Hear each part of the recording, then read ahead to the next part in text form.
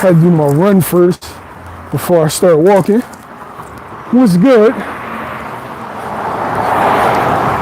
We're gonna do a run first and then we walking now. Gradually work my way up.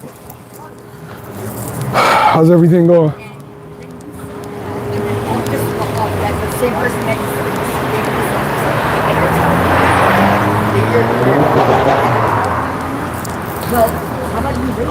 Talk to me. What's good with y'all? 154 Gauntlet, a lot of fights coming up in a short period of time.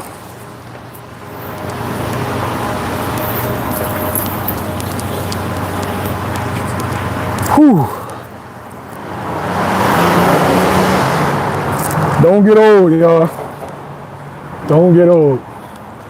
Make sure y'all stay active. Most important thing. Will, what up with you? What's good?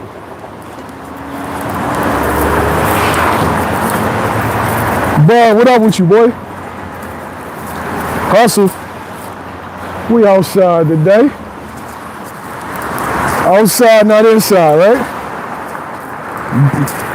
I ain't going nowhere. I'm doing a nightly walk now. I'm gonna start running first and then walking. Just trying to stay active, yo.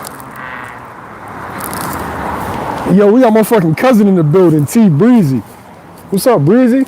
Breezy, you gotta fucking text me your number on Facebook or the gram, bro, so I can hit you up.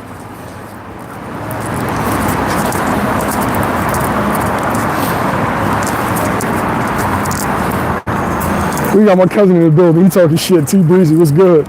Football guru. Probably one of the most knowledgeable people about football in the building. Youngin! Foreign, what's good with you? I gotta go back and look. Can you send a friend request again, bro? Well, yeah, just message me, T. It's football season, man. I know you got some shit. We got my youngin' Foreign in the building. What up, Foreign?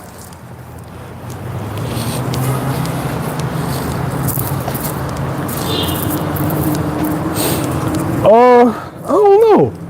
I ain't heard from DraftKings or FanDuel. I don't know. All right, as soon as I hop off here, I got you. I can't do both at the same time now. What's good, y'all? We got the 154 Gauntlet. Up first, WBA final eliminator, Jaron Ennis, Uisma Lima. Winner faces Abbas Bairu. Then right after that, we got Thurman versus Fondura. Everybody good, T Breezy? Everybody good. So yeah, I'm gonna hit you up right after this though. Let me take care of this business.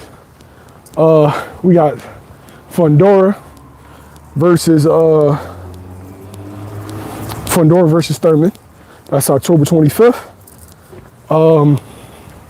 Then right after that, you got Vergil versus Luben. All intriguing fights. See, now Charlo is fighting Earl Spence.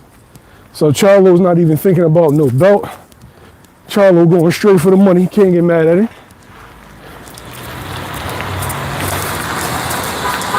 Dark Shadows was good. Yeah. Charlo going straight to the bread. That's going to be a really, really big fight. Earl Spence's return. Charlo's return. More than likely in Texas. There's ain't no point of putting it in fucking, ain't no point of putting it in Vegas. Texas, that's an all Texas matchup. Lil Charlo. Scary, what up? So, I look at that as an intriguing matchup. I think I favor Charlo, of course. I know people are like, yeah, but I heard Spence was beating him up in sparring. Fight is a fight. Charlo hasn't taken the punishment that Earl Spence has, on or off the, on or out of the ring.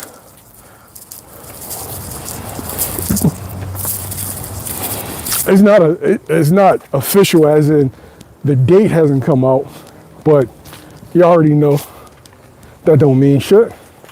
I hear shit behind the scenes, just like Law versus Janabek is next. So it's a lot of shit. Core versus T.O. That's gonna be in New York in January. It's a lot of shit. You know I don't like to break news like Twitter and all that shit, but if I get permission to hip y'all to some shit, I'll hip you to it. So those are the fights that we got coming up next. Good matchups. Yeah, man.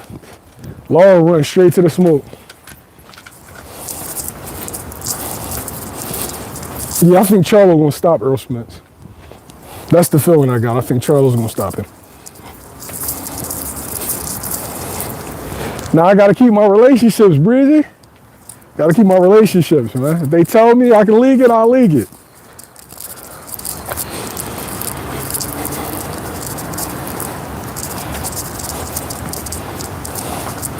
I can't say that Bud don't have a big resume.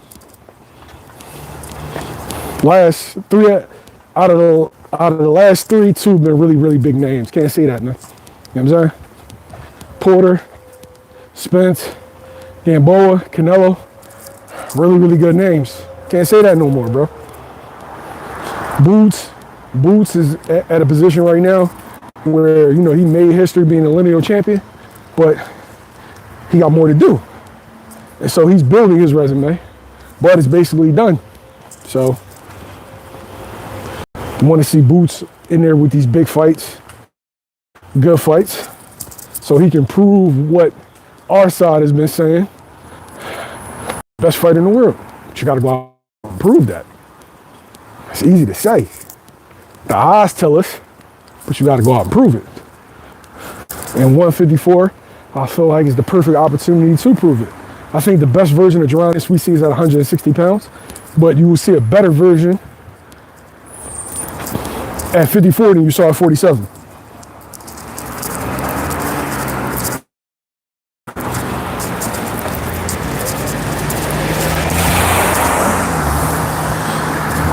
You saying Wash Notre Dame's, but you saying like Bud's a young man. He's not a young man. He's older than the dudes he beating. So we not even gonna do that, yo. Y'all see, you talking like Bud's just 27-year-old beating 35-year-olds. He's 37 going on 38 years old. He's not a young man. And dudes be like, oh, Bud's still in his prime. No, he's not. Bud is not in his prime. He's just good.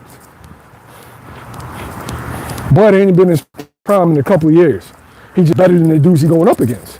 It's just that simple. But we ain't gonna act like that's Bud at his best. It's not Bud at his best. We've seen Bud at his best. I feel like Bud at his best was probably like Jeff Horn, post-style. That was Bud at his best. Still really, really quick, high IQ, strong, powerful, technical. Amir Khan, yeah, that's Bud at his best. What you saw against Canelo, that wasn't Bud at his best. He's just better than Canelo.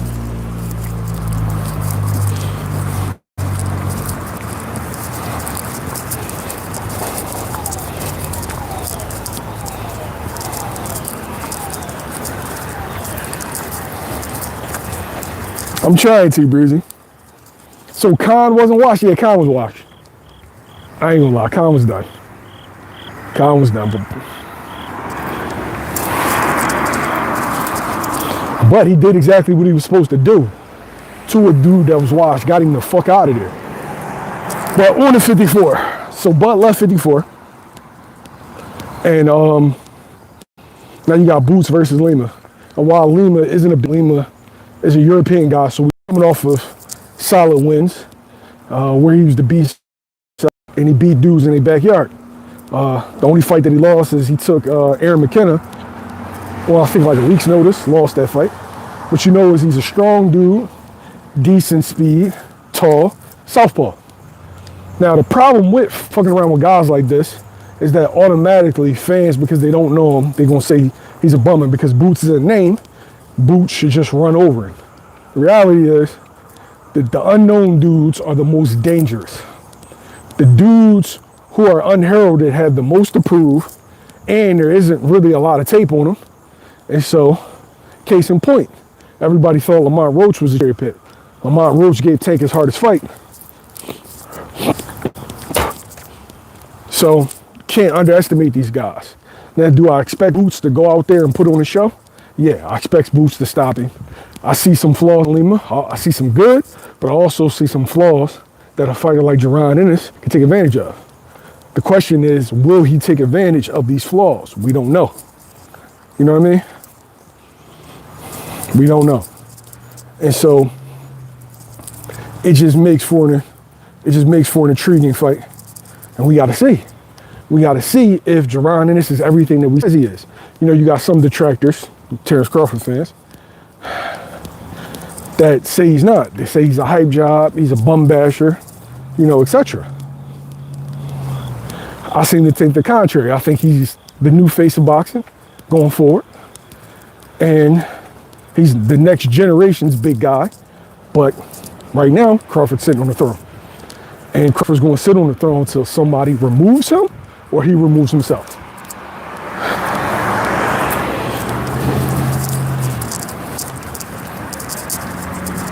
Yeah, I'm live. I'm gonna call you as soon as I get off work.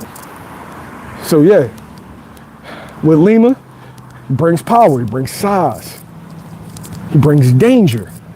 No longer is Boots the bigger man at his weight class. He's a dude who's moving up. He's going to be the smaller guy, especially in this fight. So all the guys that complain that Boots is a weight bully, right now he's going to be in there with a dude that's bigger than him, significantly bigger than him. And so we got to see. We got to see, number one, can he take a bigger man's punch? We got to see. Number two, can he hurt the bigger man? We got to see if some of those defensive flaws that people said, could the bigger man capitalize on them? Where he does get hit flush at times, will it hurt him? Can his chin hold up at these larger weights? We got to see. A whole bunch of questions. And that's what makes that an intriguing fight. We don't know. We don't know, is he going to be fast and explosive at 54? We don't know if he's going to be powerful at 54. We don't know if he's going to have the same chin as 54. That's why you got to see these fights. Got to stop judging fights on paper and start judging them in the ring. Question marks. We got question marks. See, Trap Media, you don't know boxing, bro. You ain't did your homework. We know you're a hater, I get it. Trap Media is the dude that said Gervonta Davis would stop Boots. You can't trust what he said, yo. Can't trust what he said.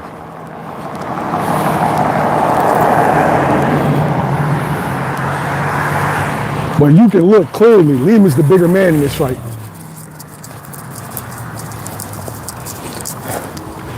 If you watch Lima, you would know that he's bigger than Boots. Shit, if you looked at BoxRec, you could tell he's bigger than Boots. If you look at his pictures, you could tell he's bigger than Boots. He's a bigger man.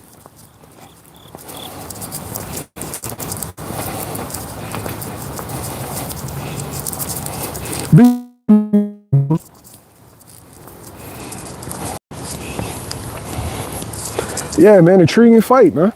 We got to see what Jaron Ennis looks like at 154 pounds. I'm thinking it's a better version, but we got to find out. So make sure y'all tune in October 11th on the Zone or pull up Xfinity Mobile Center. That's Wells Fargo. They changed the name. Get your tickets, man. Tune into the Zone.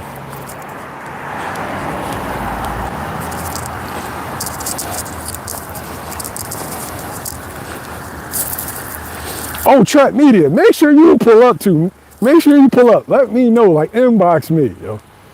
Inbox me, yo. Please. You've been talking a whole lot of shit. We're gonna have this debate in person, man. We're gonna have this debate in person. Make sure you pull up.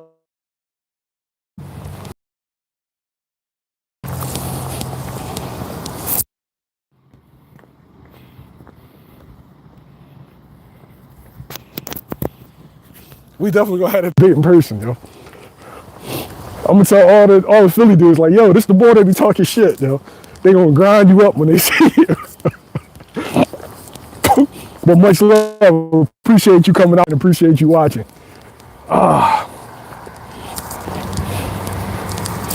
But if you ask me what I think Boots stops him.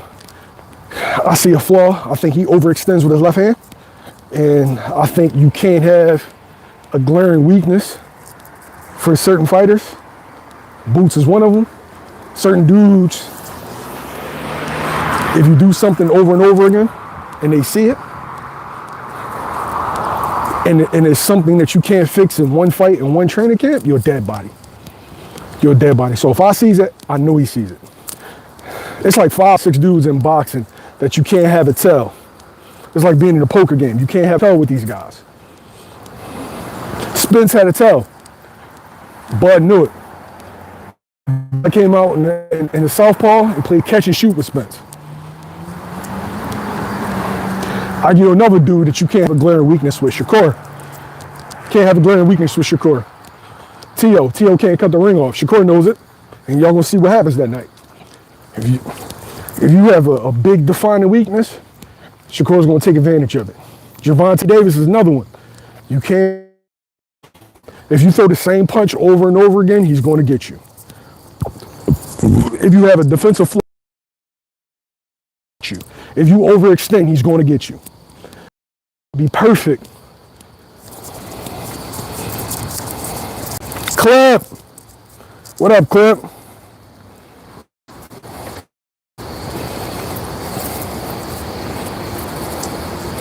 Box rec night right now, Ron? Yeah, I had to as soon as I knew that he was going to be in the runnings. And shouts out to L-Dub the Blood. Shouts out to him, man. He originally told me that Lima was going to be a good fight. You know, I'm looking at other guys. He like, nah, bro. Look at this dude, Lima. That's a good opponent. It's a good opponent for the introduction of 54.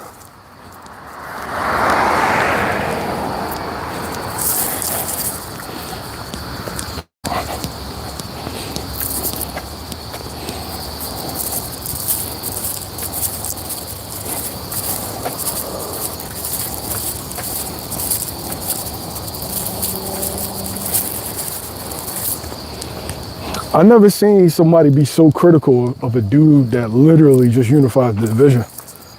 He unified and became linear. I don't know what you want. Yeah, he took that fight on short notice. I think like a week's notice, Ron.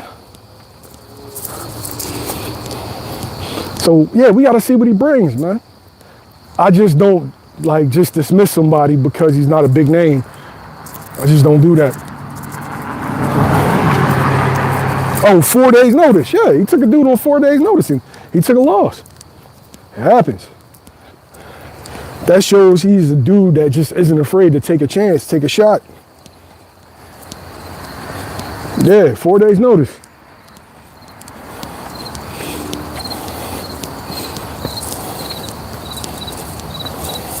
Is Boots fighting for a belt next? If Vergil takes the fight, then no. A fight is definitely on the table for Vergil. We don't know if he's going to take it.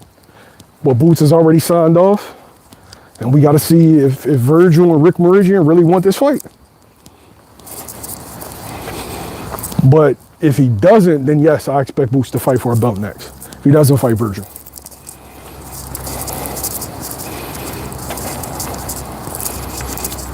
Oh, you say Aaron is underrated? You seen him cook guys? Okay. That's good to know, man. He's a real tall kid, real lanky. Like he has good skills, good power.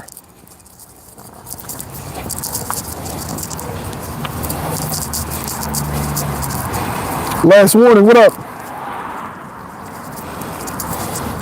Well, yeah, I want to get back to real boxing, man. Talking about real boxing. A lot of times we get into this just bashing, baddies boxing, love and hip hop of boxing, Jerry Springer of boxing. We gotta get away from that shit, y'all. We gotta get back to really analyzing fights, man. Gotta get back to analyzing fights, talking boxing, making the sport great.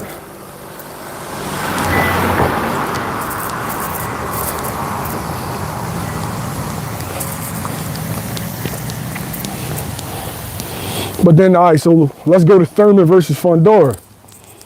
I'm going to say Thurman versus Fundora, as far as intriguing goes, it's #1 on my list. Even though I like Luben, I like Thurman. I would go Thurman, Fundora, Lubin, Ortiz, and then Boots and Lima as far as intriguing goes. But we got 6'5" Tower Inferno. Throws punches in bunches. Should fight tall, but fights in the trenches, really lets his hand go southpaw. Dangerous, dude. It's a dangerous guy, man. Really dangerous. Now you fighting Keith Thurman. Really big name at one point. Top guy, was looked at as one of the guys that was going to carry the sport forward as far as fighting big fights, but injuries, layoff, inactivity stifled it, man. And now he's older. Still looks like he can punch. Legs don't look like he's all the way there. At one time, I felt like he was the best puncher on the move in boxing. Now, I don't know where his legs is. And he's going to need his legs against Sebastian Fondora. I never really looked at Keith as a real adept body puncher. And I think that's what he's going to need. He's going to need to get in on the inside, stay low, shift, throw to the body, and get out.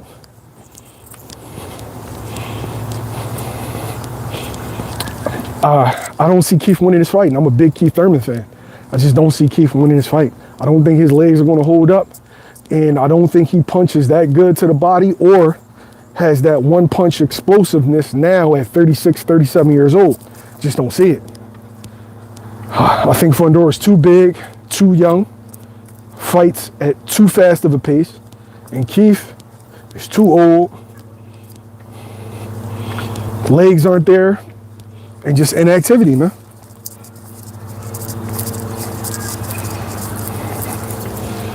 Yeah, I don't see Keith winning this fight. I think Keith gets stopped. And it hurts me to say that, but I think Fundora's going to stop Keith. I think you're going to see Keith get old overnight. I mean, the Brock Jarvis fight, Brock was really green. And Keith looked good, but he looked a step slow. Keith can't be a step slow against Sebastian Fondora. Fondora's going to be ripping that shit, bro. Fondora's going to be coming forward, ripping that shit. And it takes so much energy to get away from a guy that big. So much energy. I think you're going to see Keith doing a lot of moving. He's going to start to burn. And fourth, fifth round, that mouth's going to be open. And that's when Fondora's going to close the gap and start tearing his ass apart. And the first thing that people are going to say is, oh, Keith was never that good. You know, he only had a couple of good wins and he was always overrated. Nah, bro. Time catches up to everybody. Styles make fights. And I think Sebastian Fondora at this age for Keith, it's a nightmare, bro. It's a nightmare. Keith doesn't have in him what it takes to defeat a Fundora at this age. I just don't see it.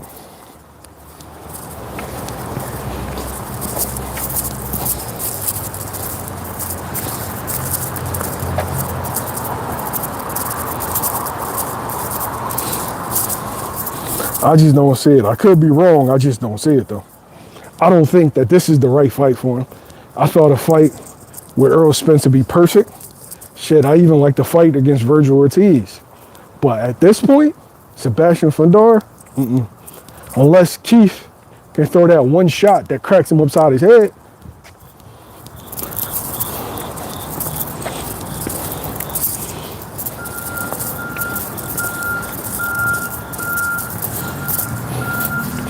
Bruh, there you go hating again. You saying he's 15-0 against nobodies, but you was praising Israel Madrimov. Don't do that. Don't do that. See, Madrimov, you called a tough fight. But now Stanionis is 15-0 against nobodies. Picking and choosing, bro. Don't be that guy.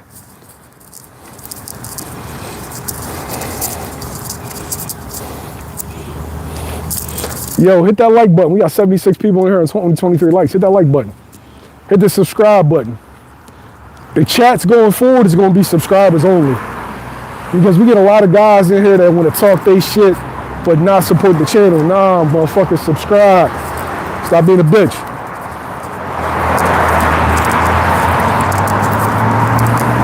Look, you got motherfuckers in the chat looking for attention.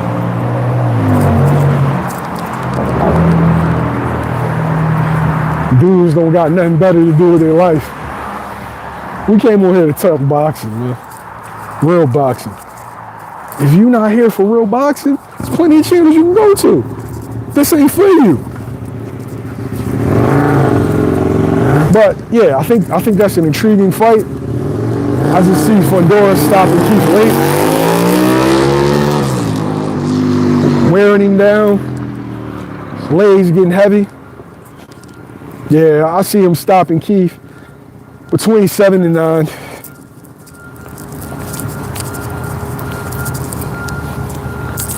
No, hey, Bud, I'm politically correct, man. These dudes don't deserve my respect.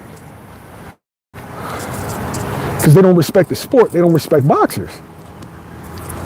So no, man. Ill will. Appreciate the dime, my brother. Oh man, one of my biggest supporters, man. I love y'all guys, man. Love y'all guys. Appreciate the dime. His Trench Excellency's in the building. We are not worthy. Brandon Alashiki. Brandon Alashiki, his Trench Excellency. Legend has it, Brandon Alashiki walked into a honey grove, looked at the staff, was like, you two, fight. And threw 100 bands in the air, man. That's legend. And niggas started mixing it. They put the stir fry down and started mixing it, man. That's the legend, yo. Brandon Alashiki makes the fights happen.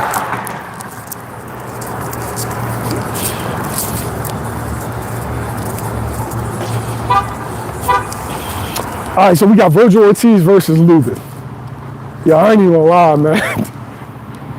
I'm worried. I want Boots versus Vergil next. I want all the naysayers shut up, but I'm worried that Boots is not gonna get his chance. This fight is all wrong for Vergil. We saw the problems that Sergey Boyachuk gave Vergil. Had everybody convinced that Sergey Boyachuk was a top tier 154 pounder. And then Brandon Adams cooks his ass again, fillets his ass in front of Netflix, in front of millions and millions. Cooked the shit out of him. Mike Fox cooked the shit out of him. And then we see Vergil go life and death. Now, their styles make fights, but then when you look at Erickson Luben, southpaw, can punch, speed, skills, size. It's a dangerous fight, yo. Dangerous fight. Vergil's going to come forward. He's going to come forward behind the jab. He's going to run his hands. He's going to look to close the gap. And he's going to look to work to the body. Now, if Luben can control the distance, keep him off balance, keep turning Vergil, and make him walk in the shots, then I favor Luben. If Vergil can overwhelm Luben with pace and lure him into a fight, then Vergil's going to win.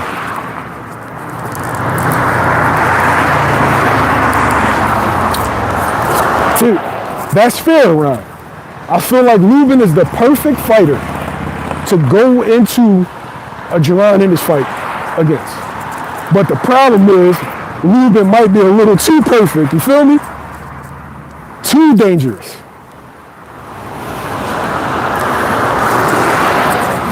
Stylistically, nightmare. Stylistic nightmare. But like I said, if he can push the pace, if he can lure Luben into a fight, Vergil can win. Problem is, when you lure Luben into a fight, he'll fight you. You know what I mean? So there's definitely some danger with that. So man, it's an intriguing fight, bro. It's an intriguing fight. It's a good fight. It's weird that Vergil still hasn't fought for a world title yet. This is his third division. It's like, yo, what the fuck is Oscar doing? It's like you got dudes on a third world title. You got dudes on a second world title. And Vergil hasn't even fought for one yet. So I feel like Oscar's done a good job of getting him vulnerable names that he can beat. And nowhere as though it looks good for his narrative. But I feel like he's dropped the ball with getting him title opportunity.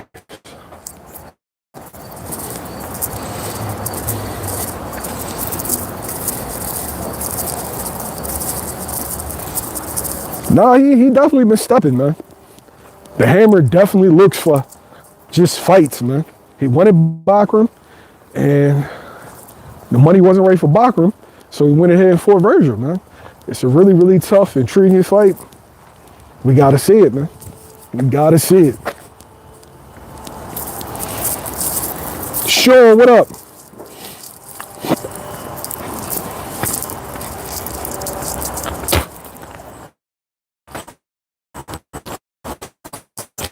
Vulnerable.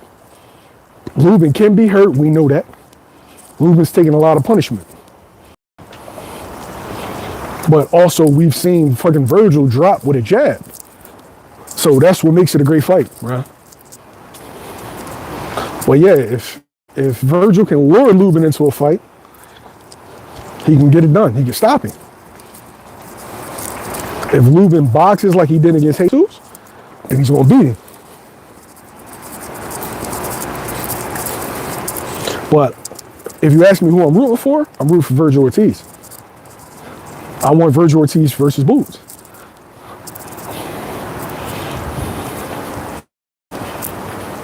I want y'all to see what happens.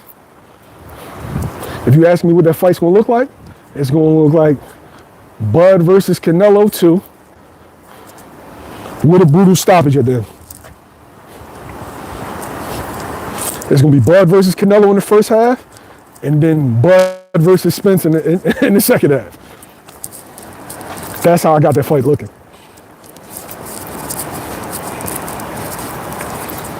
So that's the fight that I want. I would love Fondura next. Fondura, Bakram. If it can't be Vergil, then Baru. Being that Boots is already in line for a title shot.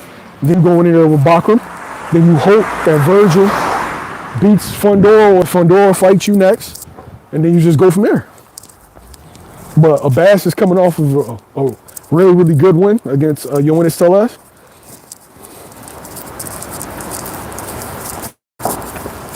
And yeah.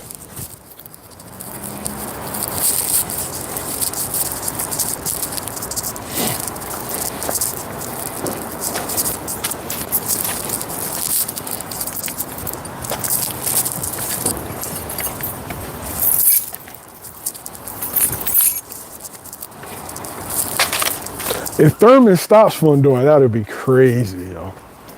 That'd be crazy. That'd be insane.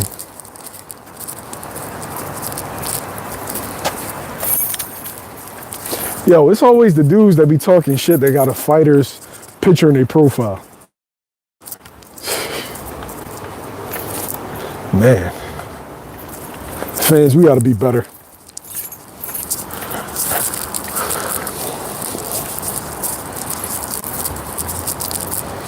Fist of Fury, after the interview I did with Vergil, you realizing he's never gonna fight Boots? No, I think eventually. It's looking like he's not too keen on fighting Boots next. And that's unfortunate. That's really, really unfortunate.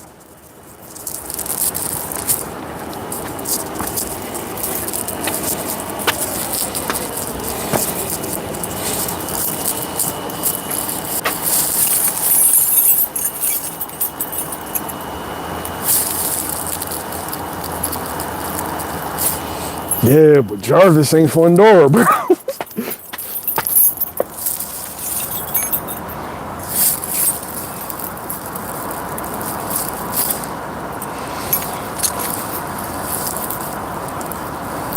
I've always thought that Jesus would be a tough fight for Boots. I've always liked that. But Jesus moved to 60. Jesus is another dude, man. Jesus is another dude that still hasn't fought for a world title. And you had all these guys that was at 147, Rashidi Ellis, your Jaron Ennis, your Manistanionis, your Vergil Ortiz, trying to think who I'm missing, your Connor Duns. But there's a large number of them that haven't fought for a world title yet. So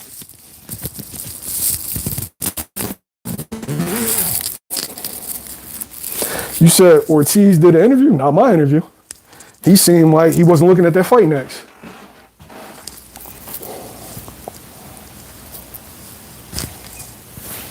I thought Ramos beat Luben too, but I said if I had to give it to somebody, but I had it as a draw because neither one of them did shit. They both look like dog shit in that fight. I'm gonna keep it a beam with you. I felt like they gave each other too much respect, and yeah, they both look like a bag of butt. And I like both guys. I'm really, really high on Jesus Ramos, but he looked like shit in that fight.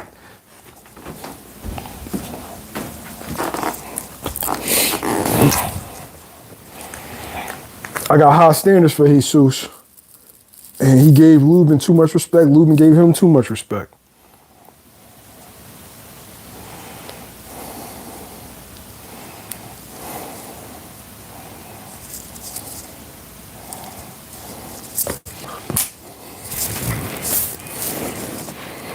Y'all see, rocking the old logo.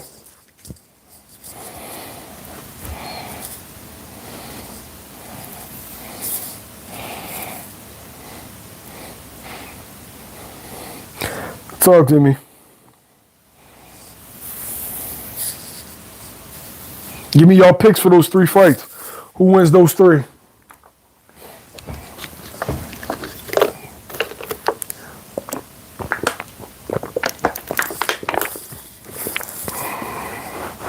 Hey, John, what's good with you?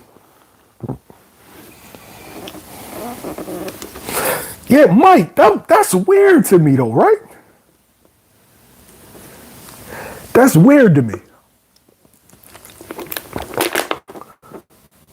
That Jesus hasn't gotten a crack at a Fundora.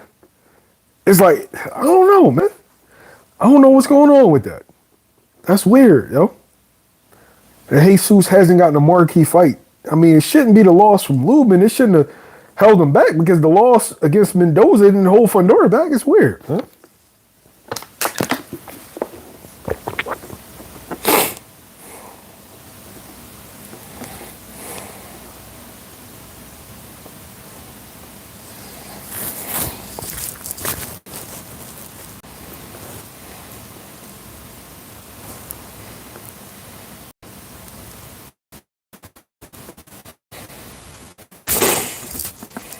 We got the professor in the building, Mike Fox.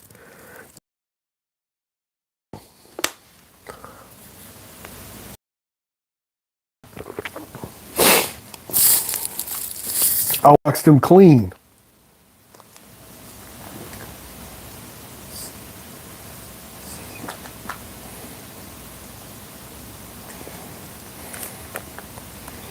Yeah, but I ain't even gonna hold you. You know I love PBC. But Roach versus Pitbull is crazy for pay-per-view. PBC's out of pocket for that. That's one of them Jones where you got to hit with your two-tone voice. Fire stick boys. We outside. I'm sorry. I already know that's going to be one of them joints, yo. I already know that's how dudes is going to carry. And I can't even be mad at them because how can you expect somebody to pay for Lamont Roach in Pitbull? I'm sorry, yo.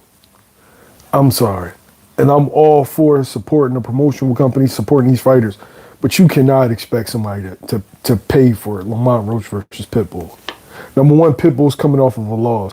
Number two, Lamont Roach is coming off a draw. Not like, just stop, y'all.